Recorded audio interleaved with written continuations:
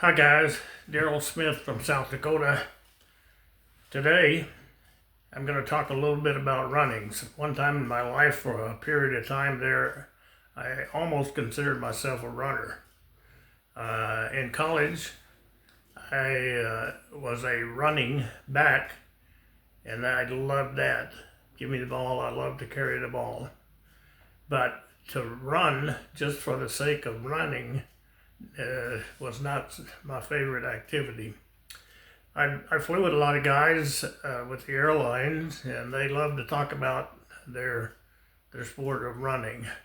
Well, they talked about it enough, and I talked to enough people that I said, okay, I'll give it a try. We lived kind of out in the country in Northfield, Minnesota, about 2 miles north of town. The roads right around our house were gravel.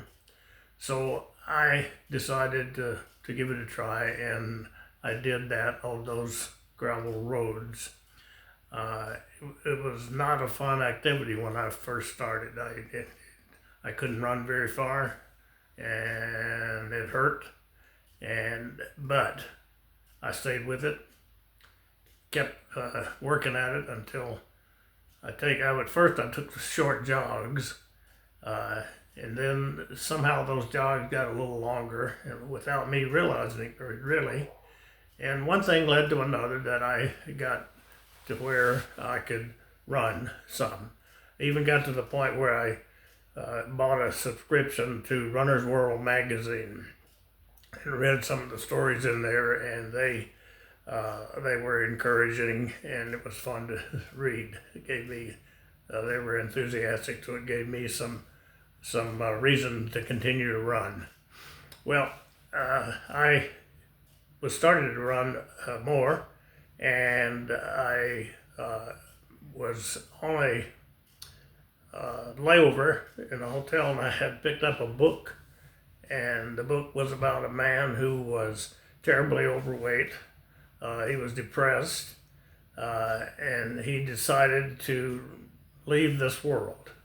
And so his way of leaving this world would be decided to run as hard as he could, and until his heart quit and he would die, and that would be the end of it. Well, his body gave up before his heart did, and but he had, with that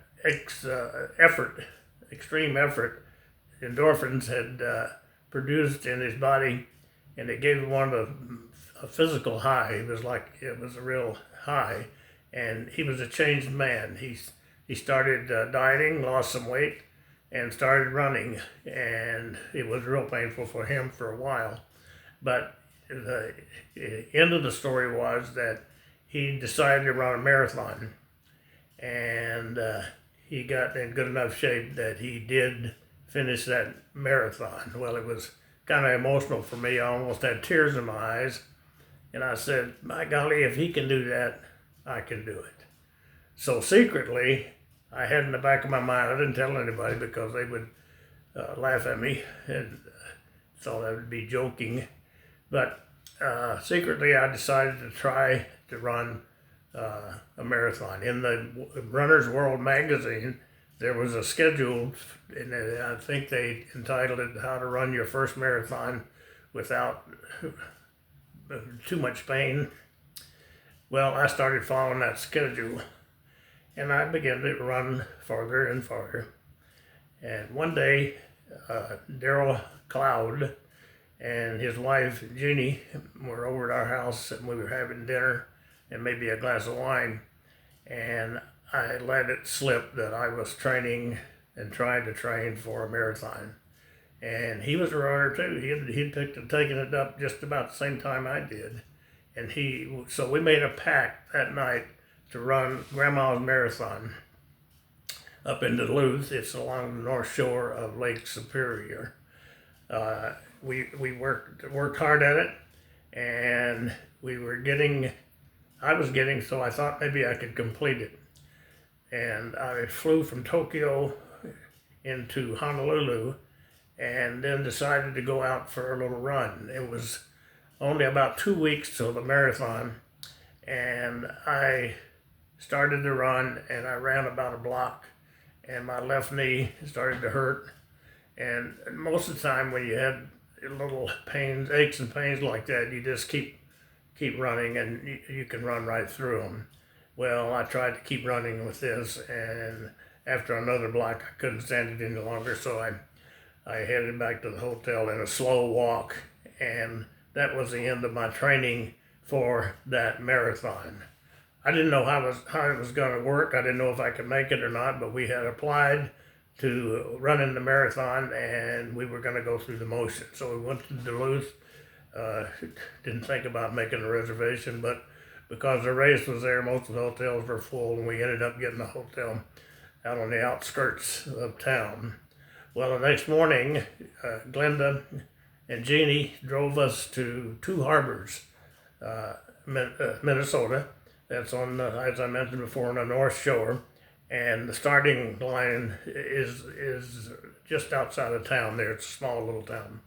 So anyway, we all stood around in a group, and it was a light mist in the air, and it was kind of cool.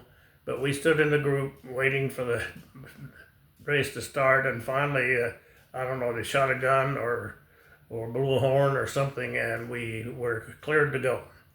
So we couldn't run because we were all crowded together, so we started walking, and then eventually we spread out enough we could shuffle a little bit, and then eventually settle into our running pace. Darrel Cloud, my running partner and friend, was faster than me, and right away I lost sight of him, and he was running much faster than me. I never saw him the whole race. Anyway, there's a bunch of people, thousands of people, and I was surprised that if that many people were running, I ended up seeing that pretty much the same group of people. I guess we all ran about the same speed. I remember talking maybe 2 or 3 times with a man from Minneapolis there in Minnesota. I remember I called her Big Bloomers.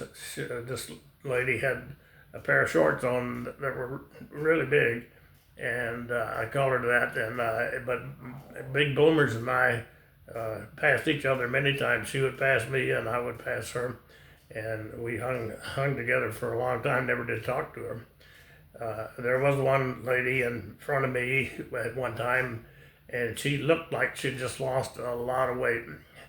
And I, without being mean or anything, I wasn't trying to put her down. I just said, in my mind, I should be able to finish ahead of her. Well, it took me 17 miles to leave her in my dust. She was a tough lady. She was a competitor because she had problems, but she kept on running. Well, I was about a little over halfway through the race. By the way, there were people lined up along the sides. Every time we'd cross a road, we were running down a road, but every time we'd come to a crossroad, there'd be cars there and people in their lounge chairs, drinking beer and listening to music and watching us run. And I was a little more than halfway. I think about halfway, and one of the guys yelled from the side, from his chair, the name of the guy that had won the race. Well, that was rather discouraging because I still had 12 or 13 miles to go, and he was already finished. So anyway, that's just one of the little happenings there. I remember coming about, maybe it's 5 miles, 6 miles from the finish line. There's a little hill, but it's kind of steep. Man, that thing looked like a mountain. I didn't think I could ever get up there. Anyway, that took a lot of my energy that I had left out of me, and I kind of lost track of time in miles until some man yelled, "Only 2 miles to go, 2 miles to go." Oh man, 2 miles seemed like forever. But suddenly I was staring at a huge clock, and it said 4 hours and 12 seconds. I believe is what it said for me to finish, which is about twice as much time as the leaders. Somebody threw a T-shirt on my shoulder, and I thought it was a pretty weak gift for all the energy I had put out to get to that point. I met Glenda, and I remember saying, "You have no idea how long a marathon is." And it took me a while to collect myself again. I was kind of out of it. So anyway, that's my little story about the marathon that I did run, and it was called Grandma's, and Grandma is a pub there in Duluth. So I thought my running days were over. Years later, Glenda and I got transferred to Honolulu, so we moved over there and we're living in Honolulu.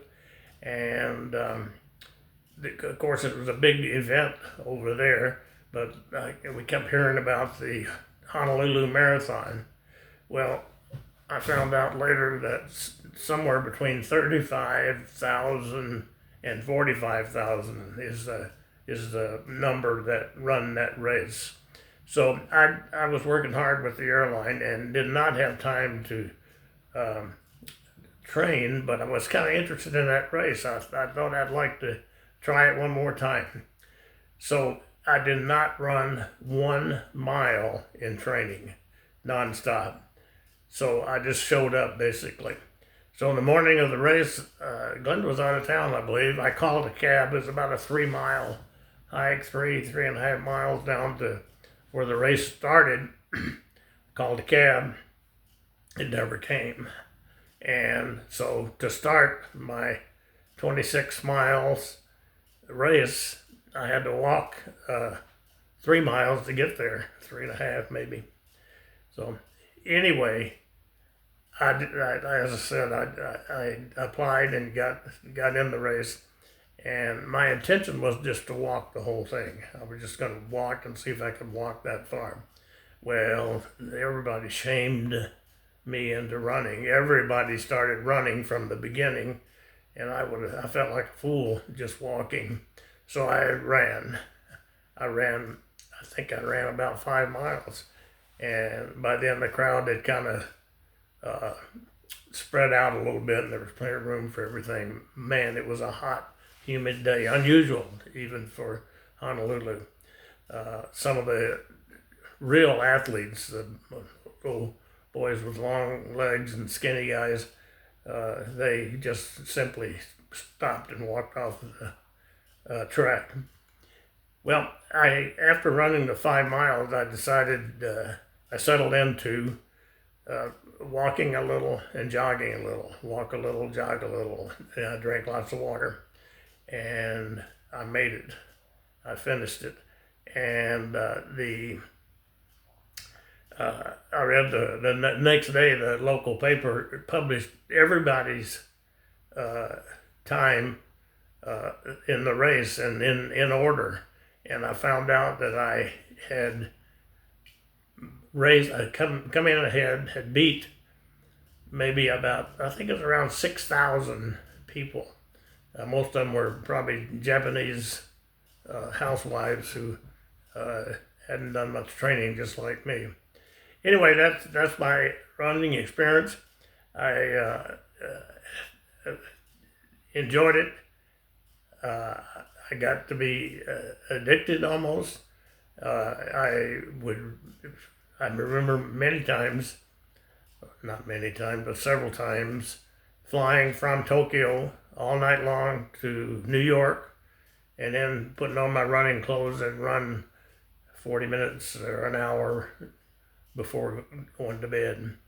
So you get hooked on that. Oh, another time, it's kind of silly. I had a layover in Rochester, Minnesota, and it was cold and snowing, but I got up before daylight and ran 8 miles before being pickup time with the crew pickup time. Anyway, that's my story about running. I do have one little comment. I was in Honolulu, and I was running. It was a hot, muggy day, and that was before the marathon, and before I was transferred over there. So I was running around Diamond Head, and on the backside of Diamond Head, there's quite a long hill, and it's steep enough. And so I was going around the Diamond Head toward that hill, and I caught up to and passed a lady, an older lady, who seemed to be struggling. And it was early in the morning, and I just said, "Good morning, ma'am," and and that was it. I started up that hill, but the heat in the hill took its toll, and I slowed my pace. And that old lady went jogging by me and said, "Good morning, sir." That's my story about running. Thank you.